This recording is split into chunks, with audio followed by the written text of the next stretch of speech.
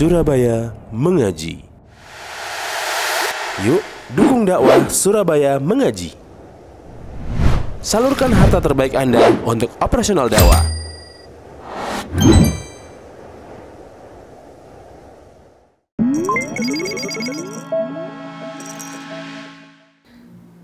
Bismillah, assalamualaikum warahmatullahi wabarakatuh.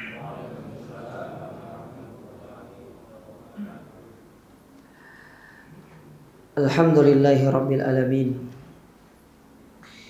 Wa asyhadu an la ilaha illallah wahdahu la syarika lah. Wa asyhadu anna Muhammadan abduhu wa rasuluh. Allahumma anfa'na bima 'allamtana wa 'allimna ma yanfa'una wa zidna ilma. Amma ba'du, kaum muslimin wal muslimat, para jamaah yang semoga senantiasa dirahmati Allah. Pertama-tama marilah kita selalu bersyukur kepada Allah Azza wa Jalla, di mana pada kesempatan yang berbahagia ini,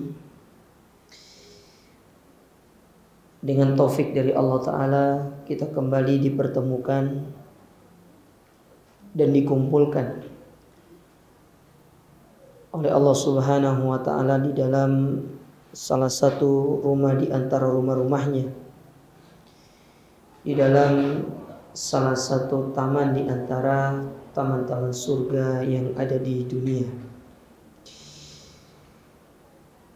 Kita berdoa kepada Allah Azza wa Jalla, semoga berkumpulnya kita di sini menjadi sebab kita mendapatkan ilmu yang bermanfaat,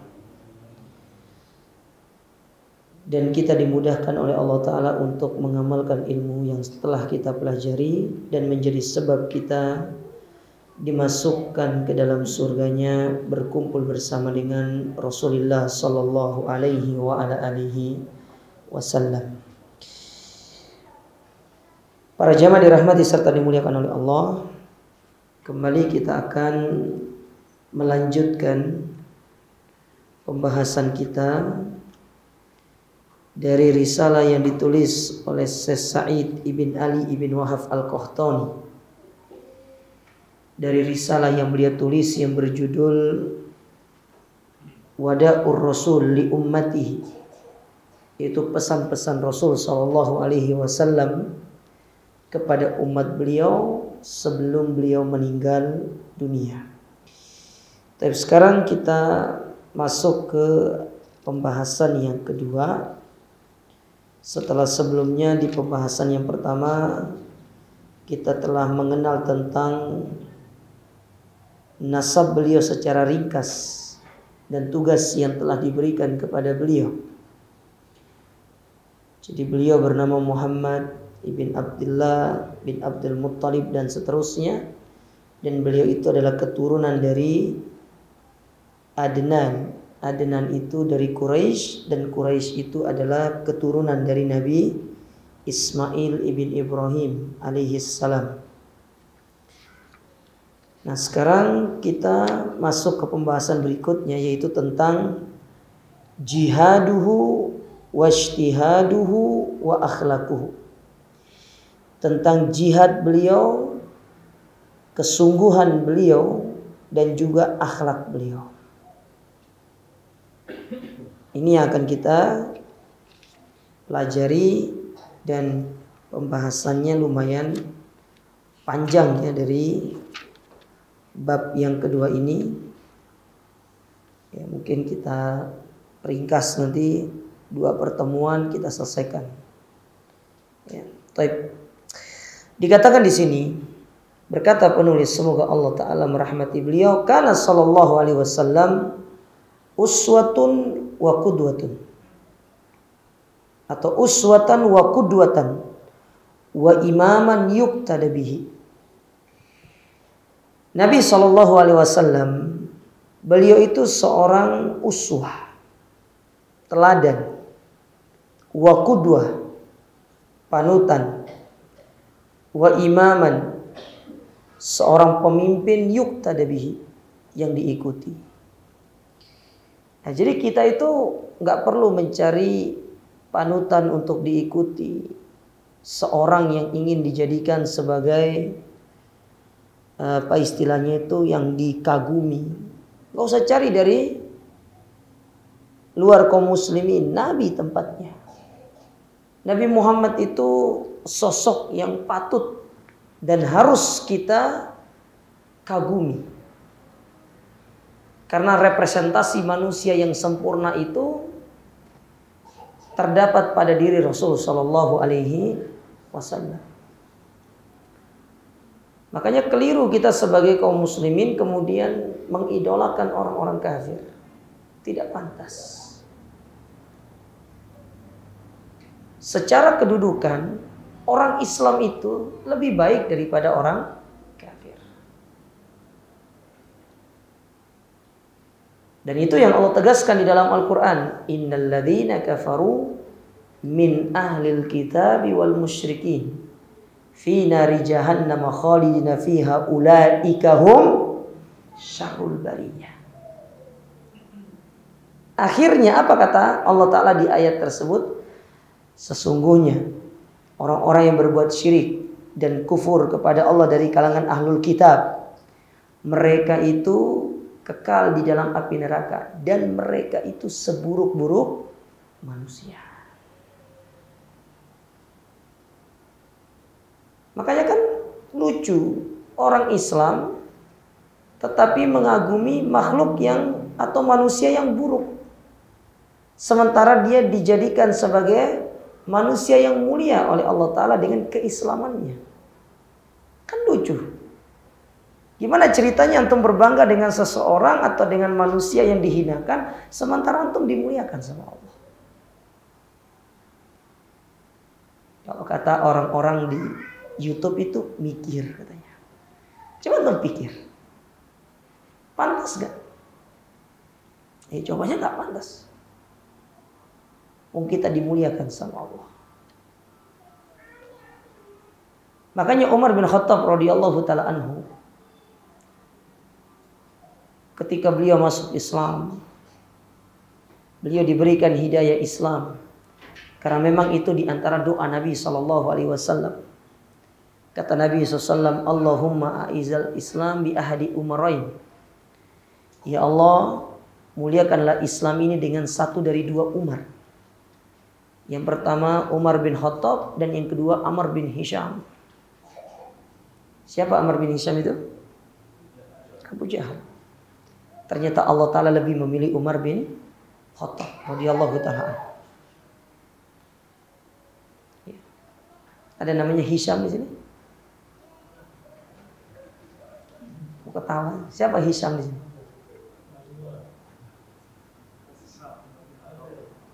Bagus, Hisham itu bagus artinya.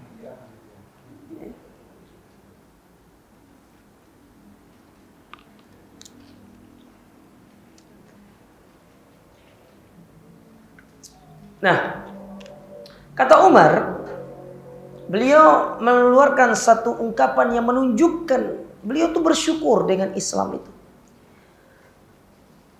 Beliau mengatakan, nahnu qaumun a'azzanallahu bil Islam.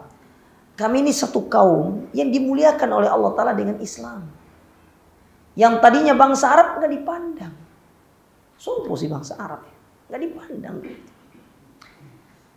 Itu kekuatan yang tidak diperhitungkan sama Romawi, sama Persia, negara adidaya pada waktu itu. Romawi, Persia menguasai dunia. Romawi dengan kekuasaannya di sebelah barat, sedangkan Persia dengan kekuasaannya di sebelah timur. Sopo bangsa Arab, gak ada yang kenal. Mereka hanya dikenal sebagai seorang pedagang yang kalau pergi dagang suka bawa parfum. Maka antum gak usah heran kalau di Saudi itu banyak toko-toko parfum. Tapi coba lihat, ketika Islam datang, menjadi sebuah kekuatan yang diperhitungkan.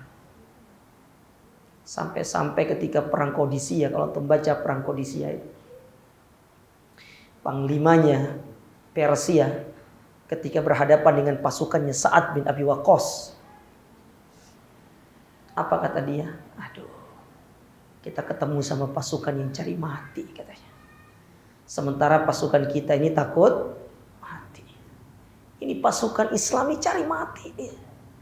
Karena dibalik mereka matinya di medan jihad, Allah janjikan mereka berupa surga yang langsung masuk.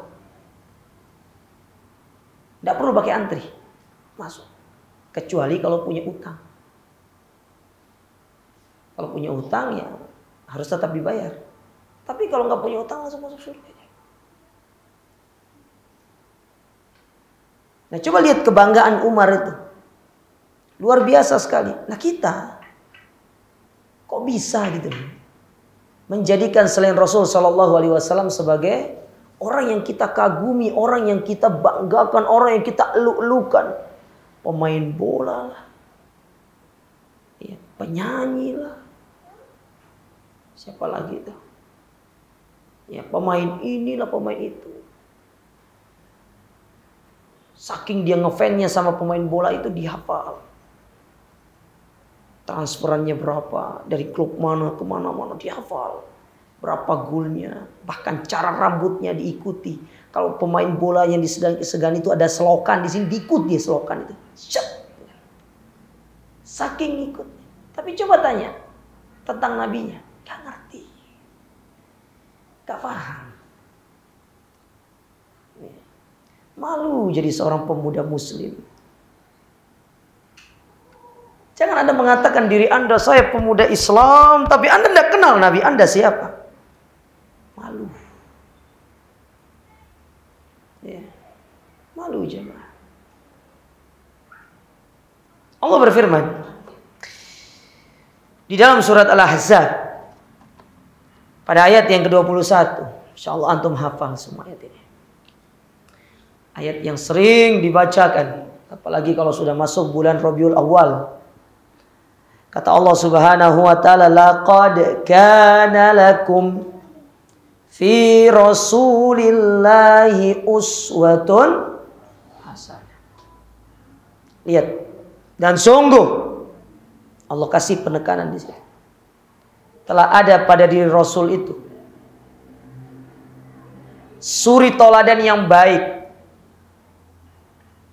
dalam segala aspek bagi orang-orang yang dia mengharapkan perjumpaan dengan Allah Ta'ala dan balasan di hari kiamat. Tuh Allah tegaskan tuh. Rasul, di dalam diri Rasul itu ada suri toladan yang untuk kita ikuti. Maka di antara sebagian mufassirin ketika menafsirkan ayat ini, di antaranya apa disampaikan oleh Syekh Abdurrahman bin Nasir As-Sa'di dalam tafsir beliau, Tafsir Karimir Rahmani min Kalamil Mannan. Apa kata beliau? Antum cari seorang hamba yang sempurna, Muhammad tempatnya. Antum cari seorang pemimpin yang terbaik, Muhammad tempatnya. Antum cari seorang suami yang terbaik, Muhammad tempatnya. Antum cari apa sih? Di dalam diri Nabi itu ada. Cari apa juga? Antum cari seorang tuan yang terbaik, Muhammad tempatnya. Nabi Muhammad memiliki pembantu Anas bin Malik. Apa kata Anas bin Malik? 10 tahun aku mengabdikan diriku kepada Rasulullah SAW. Enggak pernah Rasul itu mengatakan, ya Anas kenapa begini? Enggak pernah. Coba kalau kita punya bibi di rumah, entek bibi kita habisin. Salah masak dikit, habis. Tapi Rasul pernah, Anas itu satu ketika beliau itu diperintah sama Nabi SAW untuk melakukan satu tugas. Ya Anas itu kan masih kecil jemaah. Ketika diserahkan oleh ibunya, karena ibunya nggak punya apa-apa untuk diberikan kepada Rasul ketika sampai di Madinah, maka beliau punya anak. Maka anak ini disuruh berkhidmat kepada Nabi di usia 10 tahun. Ya namanya arek cilik jemaah ya, usia 10, 6 tahun lah, anak usia 10 tahun. Diperintahkan sama Nabi SAW. untuk melakukan sesuatu, ketemu sama temennya. Ternyata Anas ini main dulu, tugasnya nggak dilakukan. Kayak sederhananya, antum sebagai orang tua minta tolong sama anak antum tuh, nah coba tolong pergi ke toko depan beli sesuatu, tak taunya main dulu. Yang antum suruh tuh udah dilakukan. Kira-kira nih saya mau tanya sama antum, gimana perasaan antum? Apa yang antum akan lakukan ketika tahu anak antum main dulu, tidak melakukan tugasnya dulu? Ibu-ibu, kira-kira apa yang ibu lakukan? Hah? Lumrah itu. Kalau ada ibu yang nggak ngomel itu perlu dipertanyakan. Kayaknya dapat hidayah. Iya, dapat hidayah itu. Atau mungkin lagi sakit gigi. Sariawan jadi. Tapi Nabi SAW dengan sabarnya mencari. Lihat Anas, enggak lihat ya Rasul. Lihat Anas, enggak lihat ya Rasul. Tahu-taunya ketemu satu lagi sahabat, lihat Anas. Oh, Anas lagi main. Datang Nabi. Diam, Anas lagi main di balik belakang. Ya Rasulullah, saya belum melaksanakan tugas. Ya Anas, selesaikan dulu. Selesai itu baru kau main. Lu Nabi gitu. Ada kita kayak gitu. Oh, are iki nemen intinya. Kalau orang zaman dulu kempak gitu kan. Saya masih ingat di kampung saya itu. Saya punya teman itu. Memang rodok sedikit. Disuruh sama ibunya enggak mau. Ibunya kalau sudah marah itu bawa kayu jemaah. Kita yang takut lihatnya gitu loh. Jadi kita kabur semua jadinya. Nabi SAW gak pernah marah sama Anas bin Malik. 10 tahun Anas bin Malik. Tidak pernah Anas itu dikatakan, ya Anas kenapa begini? Gak pernah. Makanya Anas bin Malik radhiyallahu ta'ala sangat terobsesi dengan Nabi SAW. Sampai-sampai saking Anas cintanya sama Nabi SAW. Tahu apa kata Anas bin Malik? Anak itu gak suka makan labu. Labu kuning dulu. Gak suka anak makan labu tuh kata Anas. Cuma gara-gara lihat Rasul suka makan labu, akhirnya aku suka makan labu. Padahal makan labu gak masuk surga, gak makan labu juga gak masuk neraka. Tapi lihat, seorang Rasul SAW. Luar biasa sekali.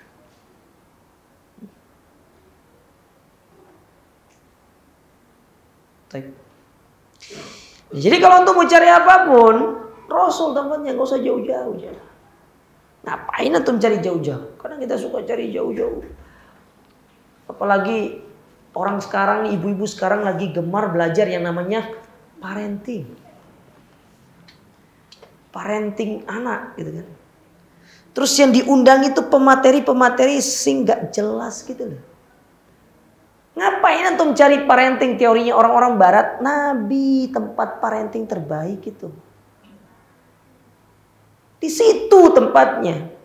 Karena kita kurang mengkaji, literasi kita yang kurang. Sehingga kita tidak punya gambaran bagaimana Nabi melakukan parenting kepada anaknya.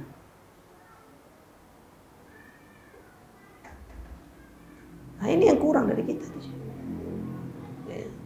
Padahal Islam itu kan sumber ilmu itu sendiri. Cuma orang-orang barat itu yang mengambil ilmu Islam kemudian diakui sebagai ilmunya mereka. Kita lupa sama ilmu kita sendiri. 6. Walihada kana sallallahu alaihi wasallam. Oleh karena itu Rasul SAW, perhatikan disebutkan, mulai sebutkan satu-satu. Yusalli hatta tafattarat qadama. Ketika beliau sholat, kaki beliau itu sampai pecah. Wantafakhat wa warramat. Pecah, lecet, bengkak. Itu Nabi itu sholat. Kenapa? Lama berdirinya. Rakaat pertama aja tiga surat. Ibu-ibunya jawab, sama Ustaz. Kita juga 3 surat Ustaz. Sama. Al-Ikhlas. Ya, An-Nas, Al-Falah. Sama Ustaz. Ya benar sama. Serupa tapi beda. Bayangkan Nabi SAW. Luar biasa sekali. Kenikmatan yang beliau rasakan. Kita aja kalau sholat tarawih itu, imamnya rodok lama, kita sudah kasih kode itu jangan. Cepat dikit. Ojo lama. Kes campur nang oma mencair. Nabi SAW luar biasa. Ya. Dan antum tidak usah tanya bagaimana indahnya sholat Nabi SAW. Kok ada suara piring di belakang itu? Ibu-ibu, belum mau mangan lagi. Ya apa urap tah? Tolong nanti dipotong ya. Diedit ya. Nggak live stream itu, rekaman itu.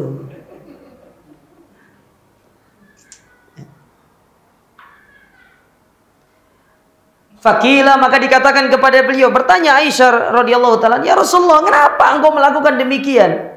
Wa qad ghafarallahu laka ma taqaddama min dzambika wa ma ta'akhkhar." Padahal engkau adalah orang yang telah diampuni dosa-dosamu oleh Allah taala, yang telah berlalu atau yang akan datang. Lihat. Perhatikan jawaban beliau. Kata Nabi SAW, "Afala akuna abdan syakura." Tidakkah aku bisa menjadi hamba yang bersyukur karena semua itu? Dengan diwujudkan beribadah dengan sempurna. Makanya kata para ulama, wujud bersyukur kepada Allah atas nikmat dengan kesempurnaan ibadah. Itu dia. Berdasarkan hadis ini. Ada nggak kita wujudkan seperti itu? Salat dengan salat sempurna. Kita baca Quran dengan baca Quran sempurna. Kita puasa dengan puasa yang sempurna, dengan puasa yang terbaik. Jangan. Kita umumnya itu kalau ibadah jamaah ya, sholat, puasa hanya sekedar untuk menggugurkan kewajiban. Kalau sudah niatnya seperti itu, maka jangan harap sholat itu sebagaimana kata Allah, inna sholata tanha anil fahsya'i wal munkar. Kenapa sih banyak orang sholat tapi tetap berbuat kemungkaran? Karena dia tidak meniatkan sholat itu sebagai bentuk dia bersyukur kepada Allah. Kenapa banyak orang puasa dia tidak sampai pada derajat la'allakum tattaqun? Karena dia berpuasa hanya sekedar dianggap rutinitas tahunan. Ya udah bulan Ramadan ya puasa. Wahai keluarkan zakat ya keluarkan zakat. Tidak ada poin-poin spiritual yang dijanjikan oleh Allah masuk dalam diri kita. Karena kita tidak membangun semua itu sebagai bentuk bersyukur kepada lihat Nabi SAW. Saking itu dijadikan sebagai wujud beliau bersyukur. Tidak terasa beliau itu sholat sampai kaki beliau pecah-pecah, bengkak. Kita ya sama juga kakinya bengkak pas sholat. Tapi bengkaknya gara-gara main bola. Tadi hantem-hanteman sama temannya di lapangan. Kalau Nabi tidak. Ya. Wa kana yusalli minal lail.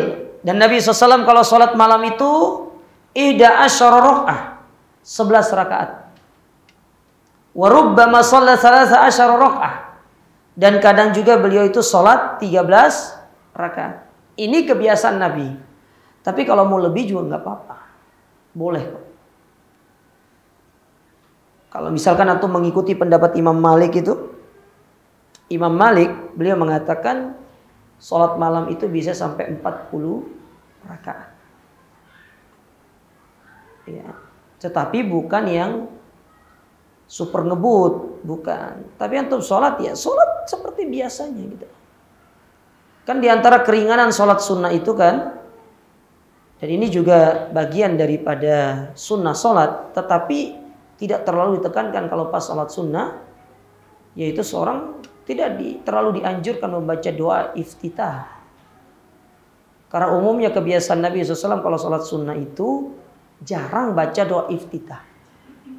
Langsung masuk ke Al-Fatihah. Tapi kalau antum mau baca doa iftitah juga nggak ada masalah. Bukan perkara yang harus antum perselisihkan akhirnya gontok-gontokan. Itu hal-hal yang bisa antum selesaikan dengan cara ngopi. diskusi lah. Ya, sambil membuka buku para ulama, kita membuat ya, diskusi ilmiah, kan begitu. Ya. Wa kana yusallil rawatib 12 raka'ah. Yang mana Nabi SAW itu sholat sunnah rawatib sebanyak berapa rakaat? 12. Ya. Wa rubbama shallaha asyara raka'ah. Kemudian kadang-kadang beliau juga sholat yang bukan rawatib sebanyak 10. Wa kana yusallid duha, dan beliau melakukan sholat duha 4 rakaat, 4 rakaat. Wa yazidu masyaallah. Ya. Dan beliau pun menambah sampai batas yang dikehendaki oleh Allah Subhanahu wa taala. Ada yang mengatakan sholat duha itu rakaatnya 8. Ada yang mengatakan lebih. Coba kalau mau amannya, ambil contohnya Nabi SAW, 4 rakaat. Karena kebiasaan Nabi itu sholat duha itu sebanyak 4 rakaat. Dua-dua. Seluruh sholat sunnah yang dilakukan sama Nabi SAW, kecuali sholat witir, itu umumnya dilakukan dua-dua, kebanyakan. Kalau witir yang 3 biasanya dipecah 2-1. Itu kebanyakan yang dilakukan oleh Nabi SAW. Tapi kalau 3 langsung gak ada masalah. Ya. Tapi kalau kebiasaan Nabi itu 2-2. Masna. Menurut riwayat hadis yang paling banyak. Dan waktunya kalau sholat duha itu yang paling afdal mendekati sholat zuhur. Ya, sekitar jam 10 lah. Itu yang paling afdal. Tapi kalau antum tidak dapat waktu istirahat dari kantor, ternyata waktu istirahatnya jam 9, maka jam 9 itu aja di sholat, tidak apa-apa. Ya, karena kan ada uzur. Yang penting kan niat kita itu, kita pingin sholat pada waktu yang afdol gitu loh. Nah, wa kana yutilu salatal lail farubbama shalla bima yaqrabu min 5 ajza fi raq'atil wahidah. Beliau itu kalau sholat malam beliau panjangkan. Di mana tatkala beliau sholat itu setara membaca 5 juz dalam 1 rakaat. 5 juz ya mah. Kita berapa juz? 1 juz 1 malam itu pun banyak sih ngeluh. Ngeluh dan ngiluh. Itu kalau kita. Ya. Saya pernah dulu tuh baru-baru masuk pondok ya mah. Ramadan, saya kira di pondok itu dulu tuh Ramadannya biasa-biasa. Kebetulan waktu itu kedatangan mahasiswa Fakultas Quran ya dari Al-Azhar, hafal 30 juz, dia minta kepada mudir itu untuk murojaah. Akhirnya kita sholat tarawih itu dari hari pertama sampai 20 hari pertama itu, dari malam pertama sampai 20 itu 1 malam 1 juz. Jadi selesai sholat itu pada tidur semua. Karena saking capek berdirinya. Masuk malam 21 itu ditingkatkan. 1 hari itu 3 juz. Belum sampai 5 juz, 3 juz. Justru yang muda-muda tepar kalah sama yang sudah sebe-sebe itu. Yang sudah tua-tua. Yang tua itu semangat sekali itu berdiri. Giliran yang muda itu kebanyakan pemanasan. Berdiri tuh sambil goyangin kaki gitu loh maksudnya. Itu pemanasan namanya. Tua tuh kuat-kuat banget. Makanya kata Syekh Abdul Razak itu, sebenarnya kekuatan yang sesungguhnya itu bukan kekuatan fisik, tetapi kekuatan iman. Banyak orang secara fisik dia kuat, tetapi ketika sholat yang hanya sekedar 10 menit, dia tidak kuat. Gak kuat. Tapi ada orang, mohon maaf, secara fisiknya lemah. Bahkan tidak sempurna, kaki nggak ada satu. Tapi sholat malam dari awal sampai akhir dia berdiri tanpa dia duduk. Antum pernah dapat yang demikian kan? Banyak. Sholat malam cuma kakinya satu, berdiri 1 kaki itu. Kita yang 2 kaki ini harusnya malu. Ya malu. Dia yang 1 kaki itu berdiri aja. Makanya kekuatan iman itu adalah kekuatan yang sesungguhnya, bukan kekuatan fisik.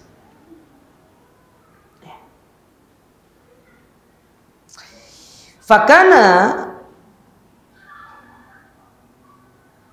waradahu minas shalah kulla yaumin wa lailatan akthar min 40 rak'ah. Minha al-faraid 17 rak'ah.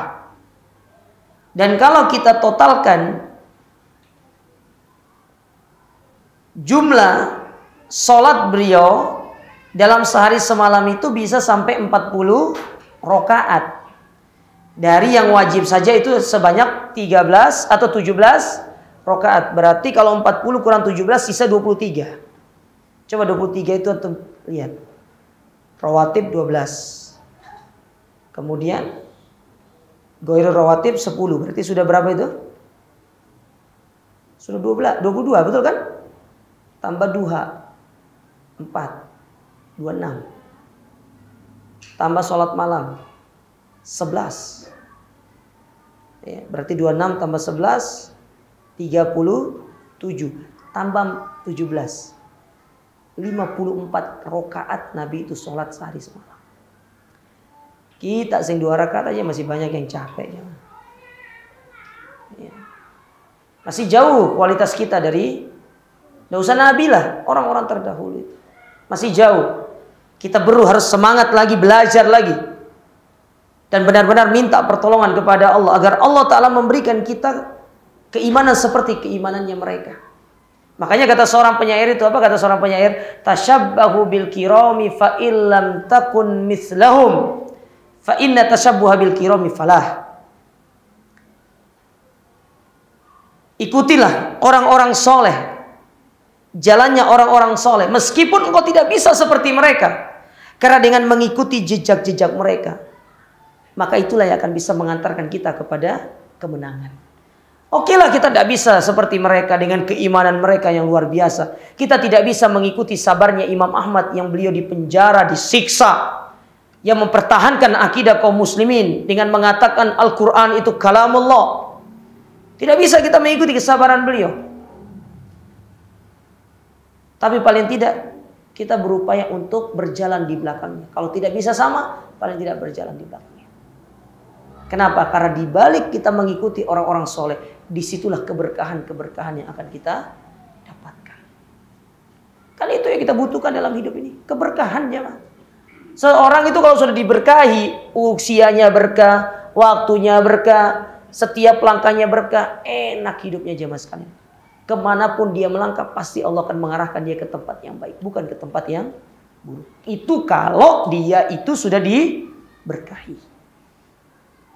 Kan itu yang kita cari, keberkahan itu. Makanya kita berlomba-lomba mencari keberkahan itu. Dengan kita mengikuti jejak orang-orang soleh di antara kita. Nah, kita kembali ke sini. Lebih dari 40 rakaat. Itu sholat beliau. Kemudian, wa kana yasumu ghaira Ramadan salasata ayyamin min kulli syahr. Nabi itu berpuasa selain Ramadan sebanyak 3 hari pada setiap bulan. Yang kita kenal dengan istilah apa itu? Ayyamul Bid. Pada tanggal 13, 14 dan untuk perhatikan jamaah ya. Kadang banyak sering orang yang salah dalam masalah ini.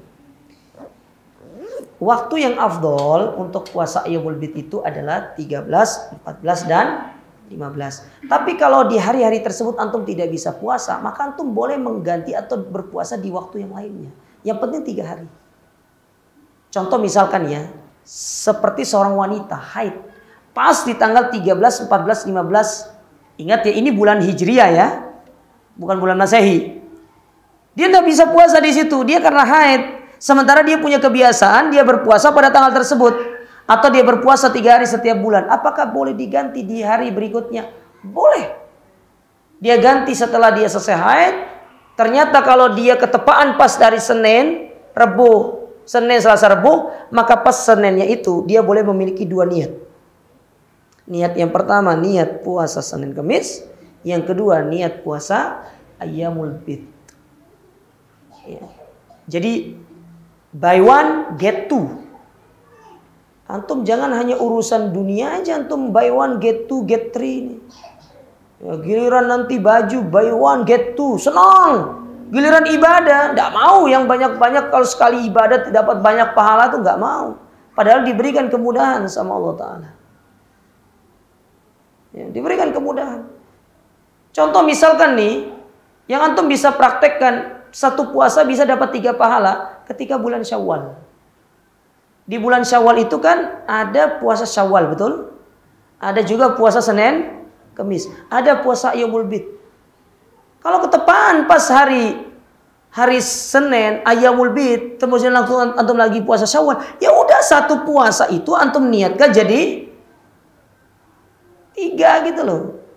Akhirnya antum satu kali puasa itu dapat 3 pahala. Cuma kadang-kadang orang Indonesia ini terutama negara plus 62 ini jamanya. Ustadz, kalau ono sing susah ngapain cari yang gampang gitu maksudnya. Kalau bisa dipecah satu-satu, ya, antum pecah satu-satu, pahalanya sama dengan antum puasa 1 hari. Tapi antum gabung 3 niat. Sekarang nih, mau tanya sama antum. Antum mau kerja 3 hari dapat 10 juta atau 1 hari dapat 10 juta? Nah, kita secara anunya logikanya aja lah. Antum mau kerja, misalkan ada pekerjaan nih. Pak, antum mau pilih yang mana? Antum bekerja 1 hari, tak kasih 10 juta atau 3 hari 10 juta. Antum pilih yang mana kira-kira? Hah? 1 hari 10 juta atau 3 hari 10 juta? 1 hari kan? Kalau bisa nggak usah kerja dapat 10 juta gitu loh. Nah, kita dalam urusan dunia kita cari yang paling enak. Ibadah dikasih kemudahan nggak mau. Kan repot kita itu. Sudah diberi kemudahan sama Allah Ta'ala. Nabi SAW berikan kita kemudahan dengan meminta kepada Allah. Apabila beliau diberikan 2 pilihan, beliau pasti mencari perkara yang paling mudah. Nah, giliran kita umatnya nggak mau ngikut. Repot kita itu. Ya, maka ini yang perlu mindsetnya diluruskan. Kalau bisa antum dalam satu ibadah dapat 3 kebaikan, kenapa tidak? Kan begitu. Bisa dipahami jemaah? Baik. Kemudian juga beliau berpuasa Senin Kemis. Lalu beliau itu berpuasa pada bulan Sya'ban. Jadi Nabi itu pernah berpuasa 1 bulan full di bulan Sya'ban.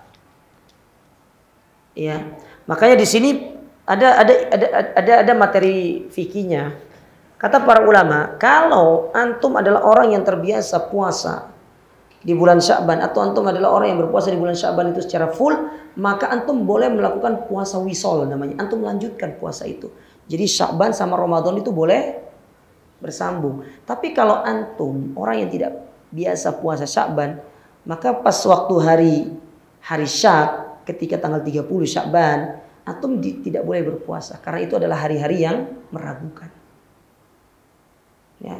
Tidak boleh kita berpuasa di situ. Antum harus tinggalkan puasa di situ sampai adanya pengumuman resmi tentang kapan dimulainya 1 Ramadan. Bisa dipahami ya? Tapi kalau antum terbiasa puasa Sya'ban dan antum dari awal sudah puasa Sya'ban selama 1 bulan penuh, antum boleh melanjutkan. Ini antum boleh melanjutkan.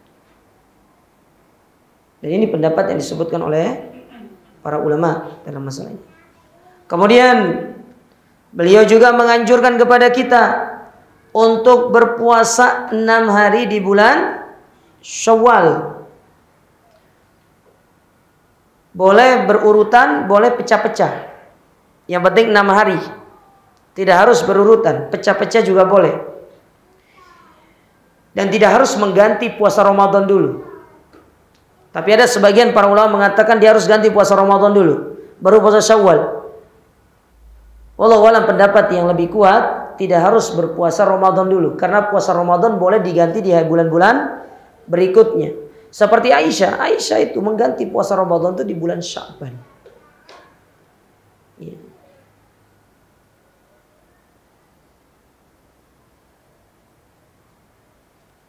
Dan beliau sallallahu alaihi wasallam, beliau itu pernah berpuasa terus menerus hingga dikatakan beliau tidak pernah puasa.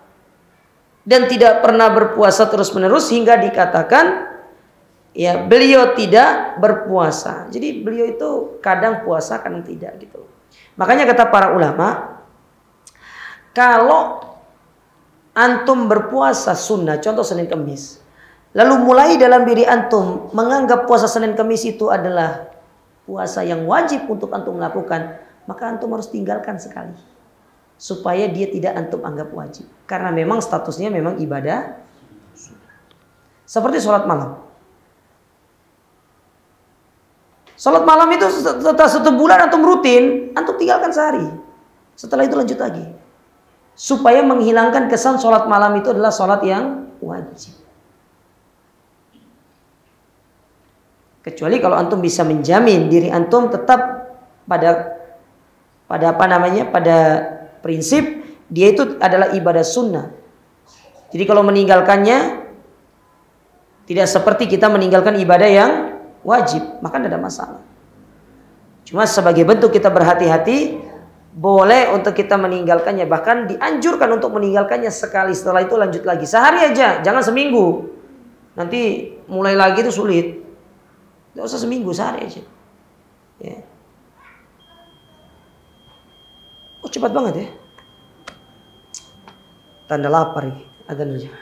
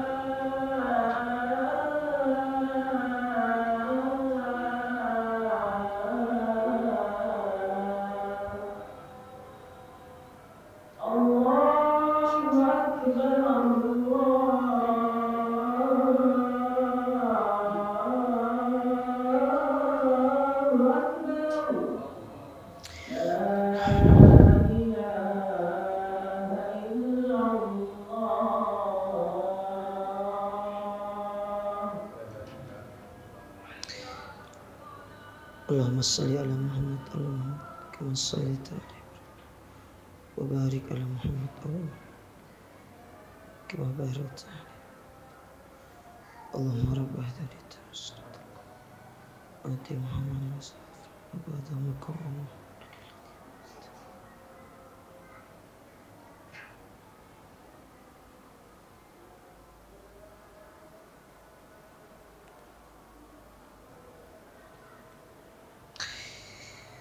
Baik, kita lanjutkan sedikit para jemaah sekalian. Kita habiskan poin masalah berpuasa ini. Kemudian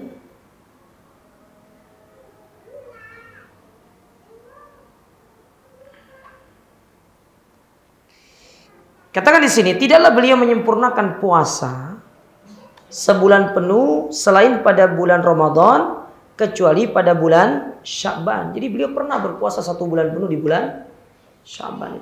Dan ini diperbolehkan berdasarkan perbuatan Nabi SAW. Demikian pula Nabi SAW itu berpuasa Asyura, itu pada tanggal 10 Muharram. Dan disunnahkan kita juga berpuasa pada tanggal 9-nya. Ini sebagai bentuk kita menyelisihi orang Yahudi. Karena Yahudi itu, kenapa dia berpuasa tanggal 10 Asyura itu? Kata mereka, karena hari tersebut hari di mana Musa diselamatkan oleh Allah Ta'ala dari kejaran Fir'aun. Makanya kata Nabi SAW, ya kita itu yang harus lebih utama untuk mengikuti Nabi Musa, karena kita yang sama dengan dia. Adapun Yahudi, apalagi yang ada sekarang itu Zionis itu. Ya. Saya kemarin baca-baca, apa sih Zionis itu? Ada yang mengatakan Zionis itu berasal dari bahasa Ibrani, yaitu Zion, artinya kembali, comeback artinya. Jadi mereka dahulu yang dibantai-bantai itu dia ingin kembali, ingin menunjukkan eksistensinya, makanya disebut dengan Zionis. Ya. Dan apa yang mereka lakukan sekarang di Palestina, di Gaza itu bukan perang sudah namanya. Ya, bisa dikatakan perang. Tapi bisa dibilang yang lebih parah itu sudah sebagai bentuk genosida. Karena dia sudah membantai seluruh kaum muslimin. Nah, doakan jemaah. Kita bantu saudara-saudara kita di sana dengan doa-doa kita, dengan harta kita. Semoga Allah Subhanahu wa taala memberikan kemenangan kepada kaum muslimin yang ada di sana. Kemudian diriwayatkan bahwa beliau pula berpuasa pada hari ke-9 Dzulhijjah. Beliau menyambung puasa 2 hari dan 3 hari berturut-turut tanpa berbuka. Sedangkan beliau melarang umatnya dari perbuatan tersebut yang disebut dengan istilah puasa wisol. Puasa wisol itu puasa yang dilakukan tanpa berbuka. Itu namanya puasa wisol. Misalkan antum puasa Senin, Rabu, Kamis, tidak antum makan-makan. Ini namanya nyiksa diri. Karena Nabi SAW itu beliau hanya melakukan untuk dirinya, tetapi tidak menjadikan itu sebagai sunnah untuk diikuti oleh umatnya. Makanya kalau kita mengikuti melakukan puasa wisol dengan alasan Nabi pernah berpuasa wisol, kita katakan Nabi pernah melarang orang berpuasa wisol. Berarti perbuatan Nabi puasa wisol itu sifatnya khusus buat beliau, bukan bagi umatnya. Bisa dipahami sampai di sini jemaah? Jadi kita terkena larangannya beliau. Meskipun itu sudah dilakukan oleh beliau, tapi beliau setelah itu mengeluarkan sebuah larangan. Dan yang berlaku kepada kita itu larangan. Ya, tidak boleh.